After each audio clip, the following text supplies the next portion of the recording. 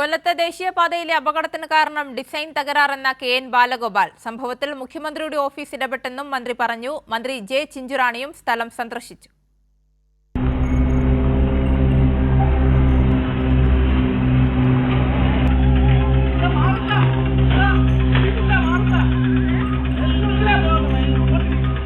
ദേശീയപാതയിലെ അശാസ്ത്രീയ നിർമ്മാണത്തിൽ വഴിയാത്രക്കാരായവർ രക്ഷപ്പെട്ടത് തലനാരിഴയ്ക്ക്. സിസിടിവി ദൃശ്യങ്ങളിൽ ഭൂമി ഇടിഞ്ഞു താഴുന്നതും വയലിലേക്ക് നീങ്ങുന്നതും കാണാം. കുരിയാടിന് സമീപം നടന്ന മണ്ണിടിച്ചിലിന് സമാനം. അടിയന്തര സാഹചര്യം കണക്കിലെടുത്ത് മന്ത്രിമാരായ കെ.എൻ. ബാലഗോപാലും ചിഞ്ചുറാണിയും സ്ഥലം സന്ദർശിച്ചു. ദേശീയപാതയിലെ അപകടത്തിന് കാരണം ഡിസൈൻ തകരാറാണെന്ന് കെ.എൻ. ബാലഗോപാൽ പറഞ്ഞു. സംഭവത്തിൽ മുഖ്യമന്ത്രിയുടെ ഓഫീസ് ഇടപെട്ടെന്നും മന്ത്രി അറിയിച്ചു.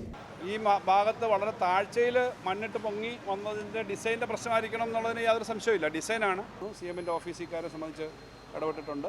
അതേസമയം തകർന്ന സർവീസ് റോഡിൽ ഗതാഗതം പുനഃസ്ഥാപിക്കുന്നതിനുള്ള നടപടി സ്വീകരിക്കാൻ ജില്ലാ കളക്ടർ നിർദ്ദേശം നൽകി. ദേശീയപാത അതോറിറ്റി ഉദ്യോഗസ്ഥരുടെയും കരാറുകാരുടെയും യോഗം കളക്ടറേറ്റിൽ ചേർന്നു.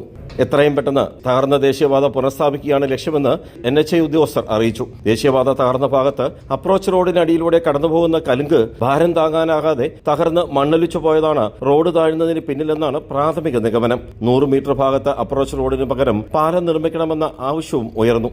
രാജ്കുമാർ, കൈരളി ന്യൂസ്, കൊല്ലം.